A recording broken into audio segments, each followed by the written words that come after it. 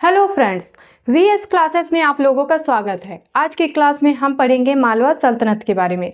दिल्ली सल्तनत के बाद हम देख रहे हैं मालवा सल्तनत। दिल्ली सल्तनत की तरह ही मालवा सल्तनत में भी कई वंश के शासकों ने शासन किया है। मतलब किसी एक वंश की कहानी नहीं है, यहाँ पर कई वंशों के शासकों ने यहाँ पर बारी बारी से शासन किया है। ठीक है, तो मैप में सबसे पहले आप देख पा रहे हैं कि भारत के बीचों बीच आपको मालवा सल्तनत दिखाई दे रहा है, यानी हमारे मध्य प्रदेश में ही मालवा क्षेत्र में मालवा सल्तनत फल फूल रहा था। इसके अलावा उत्तर में आपको दिल्ली सल्तनत, जौनपुर का सल्तनत, पूर्व में चले जाइए बंगाल का सल्तनत और दक्षिण में बहमनी सल्तनत। ये सारी रियासतें जो हैं मालवा सल्तनत के पैरेलल ही बारी बारी से संचालित हो रही थी। जब हम इंडियन हिस्ट्री पढ़ेंगे तो वहाँ पर इन सारी रियासतों को देख सकते हैं। ठीक है, हम बात कर रहे हैं मालवा सल्तनत में, और मालवा सल्तनत का जो पहला वंश है वो है गौरी वंश। गौरी वंश की स्थापना दिलावर खान ने किया था। ठीक है, इन सब चीज़ों को हम यहाँ पर बारी बारी से देख रहे हैं। ठीक है, संस्थापक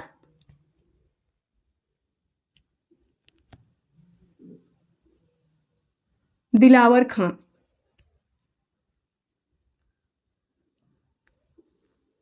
ठीक है, अब दिलावर खां इसे हुसैन के नाम से भी जाना जाता है, हुसैन। ठीक, इसने नींव रखी थी 1392 ईस्वी में। ठीक है, गौरी वंश की पूरा नाम है दिलावर खां गौरी। इसने 1392 ईस्वी में गौरी वंश की नींव रखी और दिल्ली सल्तनत मालवा सल्तनत की शुरुआत की। इसने राजधानी धार को बनाया। ठीक है, राजधानी धार को बनाया। ठीक, अब दिलावर खां था कौन, इसके बारे में जान लेते हैं। तो समय पर थोड़ा सा आते हैं। हम यहाँ देख रहे हैं टाइम है हमारा 1392। कौन सा समय है? दिल्ली सल्तनत। 1206 से 1526 के बीच दिल्ली सल्तनत चल रहा था। और 1392 के समय को लेते हैं तो यह समय है तुगलक वंश का। 1320 से लेकर 1413 जो तुगलक वंश का समय था वो समय है आपका मालवा सल्तनत के साथ ही चल रहा था। ठीक है, तो इससे हम यहाँ से निकाल सकते हैं कि दिलावर खां का संबंध तुगलक वंश से रहा है। तो दिलावर खां फिरोज शाह तुगलक,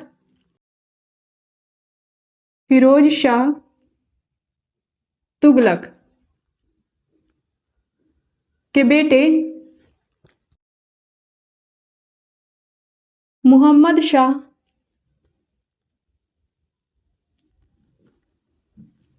का अनुयायी था। ठीक है,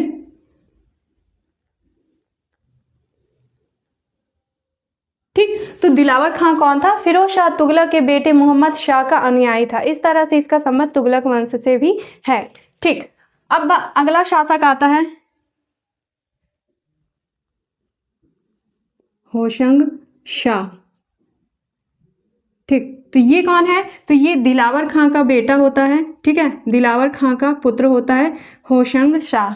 इसने क्या किया? इसने राजधानी परिवर्तित की धार से मांडू। ठीक है, इसने राजधानी मांडू बनाया। ठीक है, धार से परिवर्तित करके मांडू को बनाया। इसके बाद इसने मांडू का नाम परिवर्तित किया। मांडू का नाम परिवर्तित। ठीक, और परिवर्तित करके उसका नाम शैदाबाद रख दिया। ठीक है, कहीं पर ये शादियाबाद भी मिलता है, शादियाबाद। ठीक, और इसका शाब्दिक अर्थ होता है खुशियों का शहर।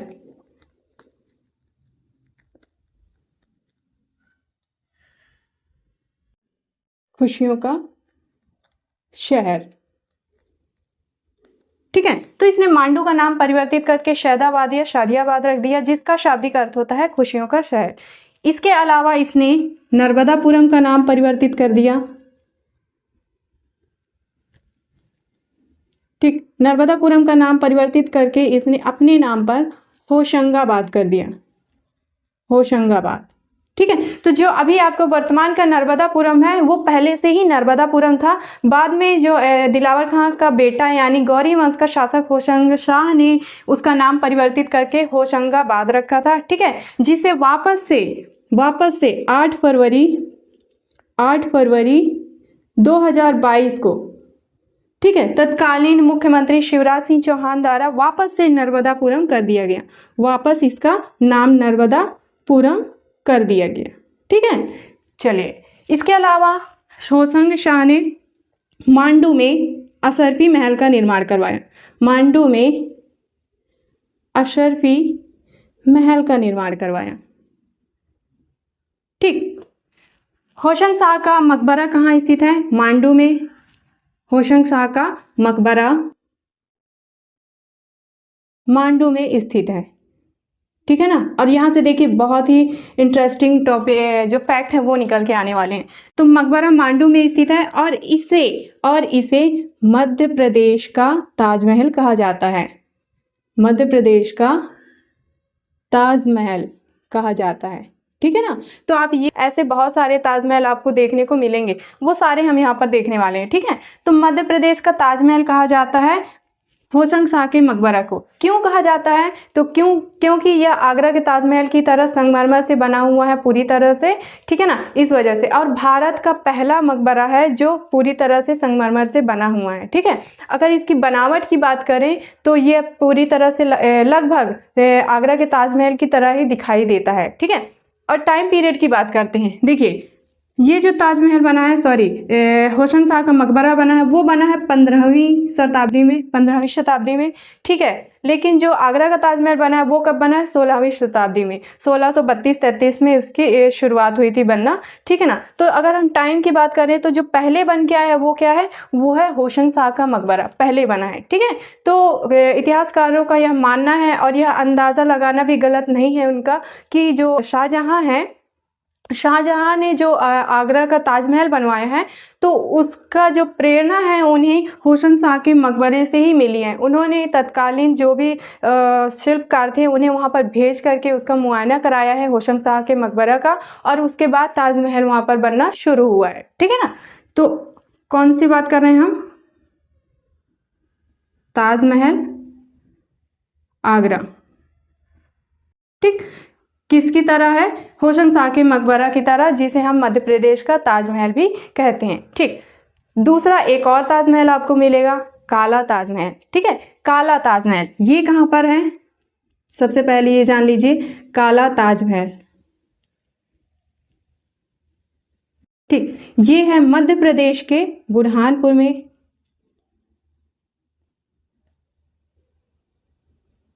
ठीक, बुरहानपुर में स्थित है काला ताजमहल। किससे संबंधित है? तो यह है शाहनवाज खान से संबंधित। मुगल बादशाह बादशाह नहीं रहा, ये शाहनवाज खान से संबंधित है।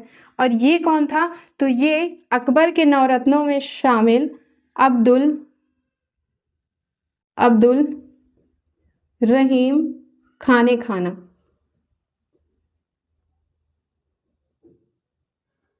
का पुत्र। ठीक है, शाहनवाज खान का मकबरा है जिसे काला ताजमहल कहा जाता है, बुरहानपुर में स्थित है। शाहनवाज खान जो है अकबर के नवरत्नों में शामिल अब्दुल रहीम खान खाना का बेटा होता है। इसे काला ताजमहल की संज्ञा क्यों दी गई आखिर में? ठीक है, तो इसे बनाने के लिए जो गहरे रंग के संगमरमर पत्थरों का प्रयोग किया गया है, जो कि दूर से देखने में काला दिखाई देता है, इसलिए इसे काला ताजमहल कहा जाता है। तो अभी आप ऊपर यहाँ पिक्चर्स भी अलग अलग देख सकते हैं। ताजमहल, होशंग शाह का मकबरा और काला ताजमहल लगभग एक समान दिखते हैं। ठीक है, और एक और ताजमहल आपको दिखेगा कहाँ? बेंगलुरु में। ठीक है, बेंगलोर में भी एक ताजमहल का कॉपी है। ठीक है, ये ताजमहल की प्रतिकृति, यानी उसकी एक कॉपी वहां पर बनी हुई है। तो आपको बेंगलुरु में भी एक ताजमहल देखने को मिल जाएगा। ठीक, अंतिम शासक होता है, कहाँ पे लिख देते हैं, यहाँ पे, मोहम्मद शाह गौरी। ठीक है, ये गौरी वंश का अंतिम शासक होता है। मालवा सल्तनत में अगला वंश है खिलजी वंश। ठीक है, महमूद खिलजी ने इसकी शुरुआत की थी। ठीक है, पहला है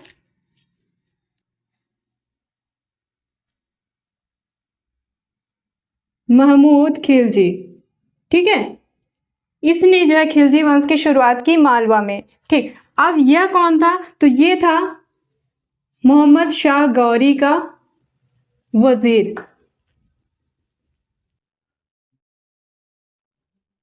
ठीक है, मोहम्मद शाह गौरी का वजीर होता है और मोहम्मद शाह गौरी की हत्या करके यह मालवा सल्तनत में खिलजी वंश की शुरुआत करता है। ठीक, इसके समय में 1437 में एक युद्ध होता है। ठीक है, मेवाड़ के शासक राणा कुंभा,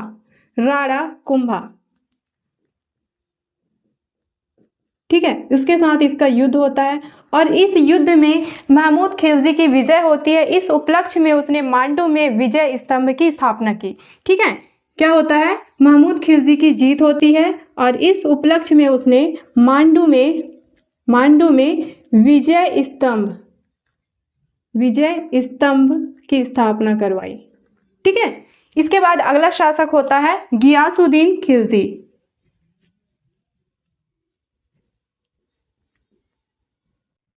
गियासुद्दीन खिलजी,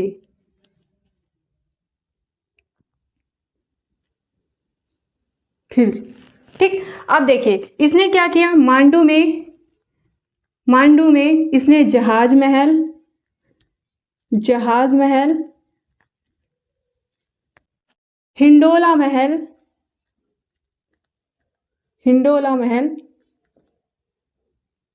ठीक है, और चंपा बावड़ी का निर्माण करवाया। चंपा बावड़ी, जहाँ पर पानी इकट्ठा होता है उसे बावड़ी कहते हैं, तो चंपा बावड़ी का निर्माण इसने करवाया। ठीक है, इसके अलावा इसने मेदिनी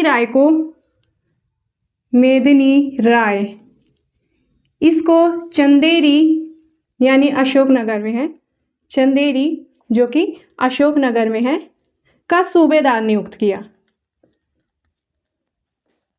ठीक है, चंदेरी का सूबेदार नियुक्त किया।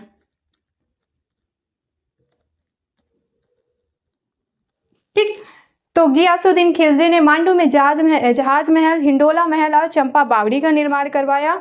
मेदिनी राय को चंदेरी यानी अशोकनगर का सूबेदार नियुक्त किया। ठीक है, इसी दौरान 1528 में ये समय है, चंदेरी का युद्ध होता है।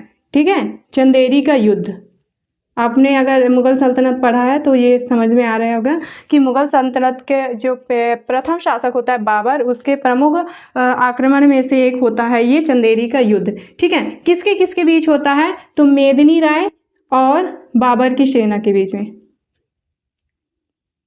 मेदिनी राय वर्सेस बाबर। ठीक है ना, इसी युद्ध के दौरान मेदिनी राय की मृत्यु हो जाती है। ठीक है, मेदिनी राय की मृत्यु हो जाती है यहाँ पर। ठीक, और इसकी रानी जो होती है मणिमाला, रानी, बहुत इंपॉर्टेंट फैक्ट है यहाँ पर देखिएगा, रानी मणिमाला, इसके द्वारा जौहर कर लिया जाता है।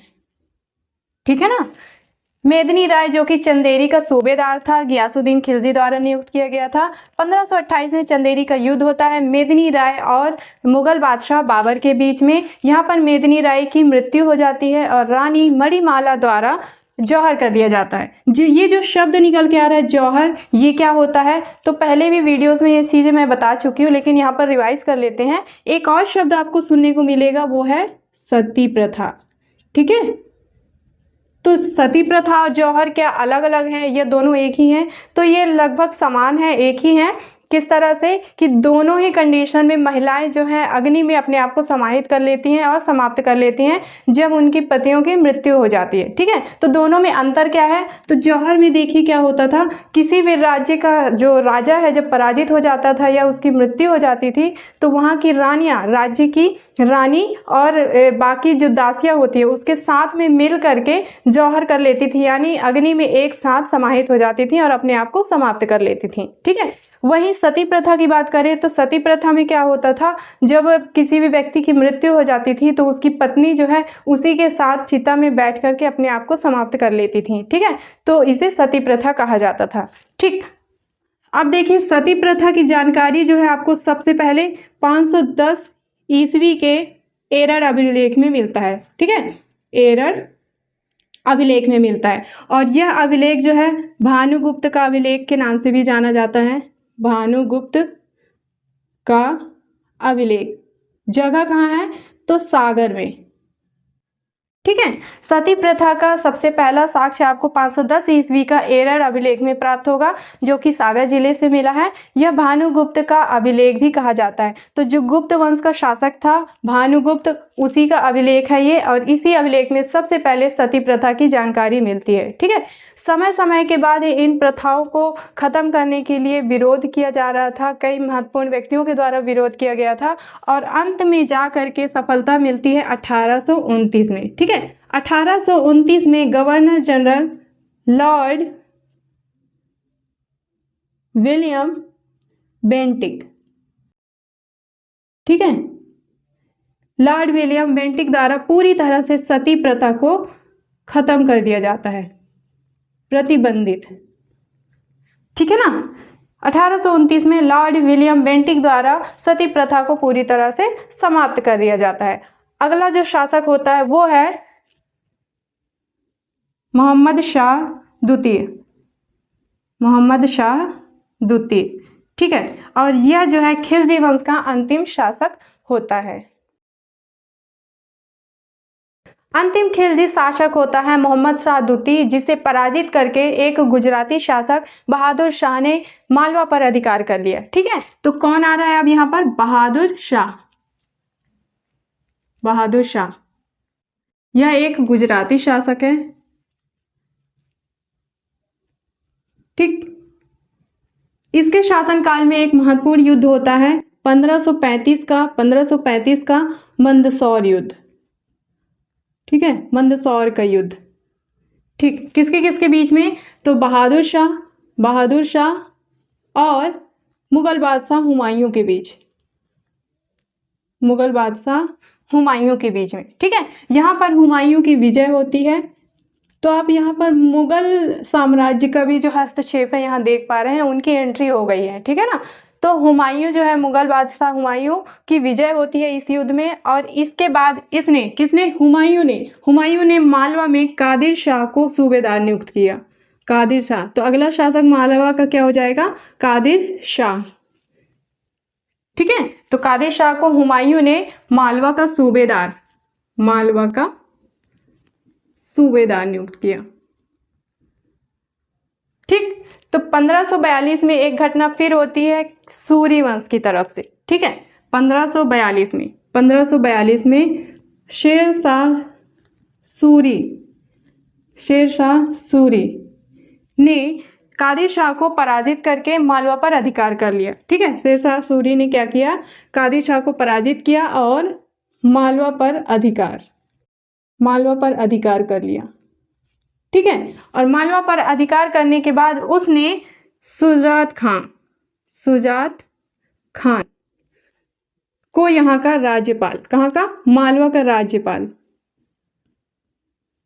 का राज्यपाल नियुक्त किया। ठीक है।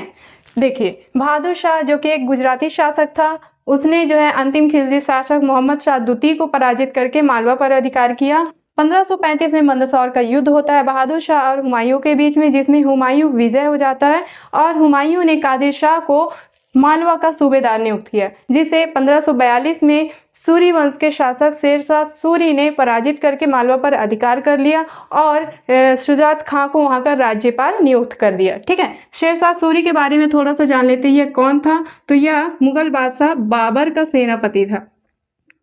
मुगल बादशाह बाबर का सेनापति था। अब जैसे ही बाबर की मृत्यु होती है तो यह विद्रोह कर देता है।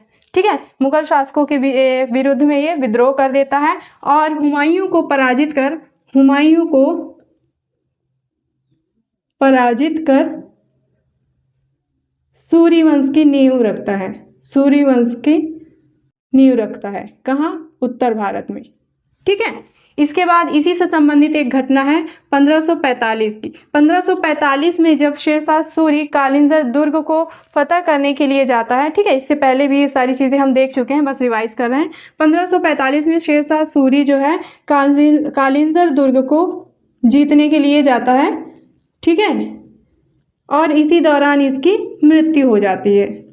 ठीक। 1545 में शेर शाह सूरी की मृत्यु हो जाती है। अच्छा, कालिंजर दुर्ग पर फतह करने जब ये गया था तो वहां पर तत्कालीन शासक कौन था? तो चंदेल शासक कीर्तिवर्मन द्वितीय, कीर्तिवर्मन द्वितीय। ठीक है, तो शेरशाह सूरी ने बाबर का सेनापति होता है।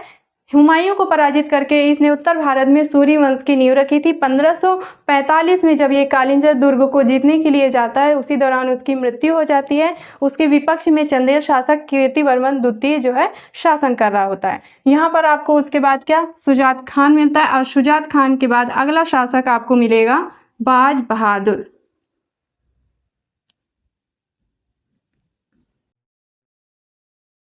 ठीक है, मालवा का अंतिम शासक होता है बाज बहादुर। ठीक है, बाज बहादुर के बारे में थोड़ा सा देख लेते हैं यहाँ पर। ठीक, तो यह मालवा का अंतिम शासक होता है।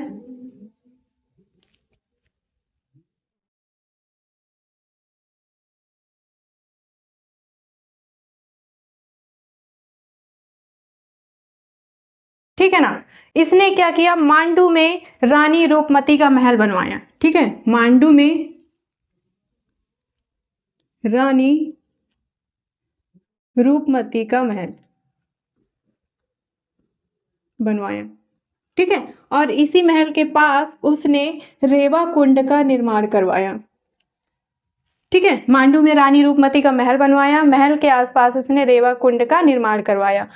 इसके समय पे 1561 में सारंगपुर का युद्ध होता है।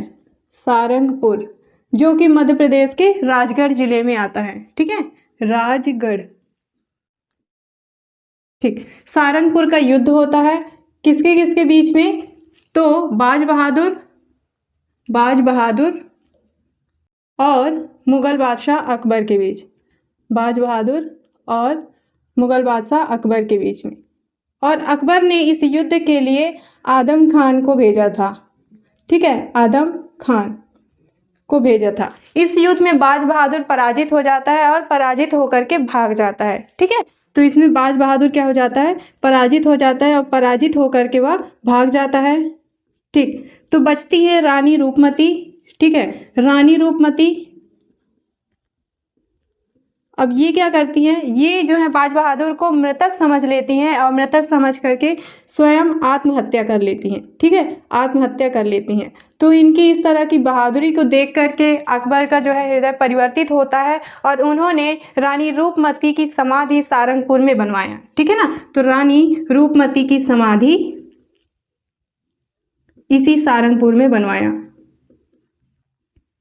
ठीक, फिर आगे चल के जब 1568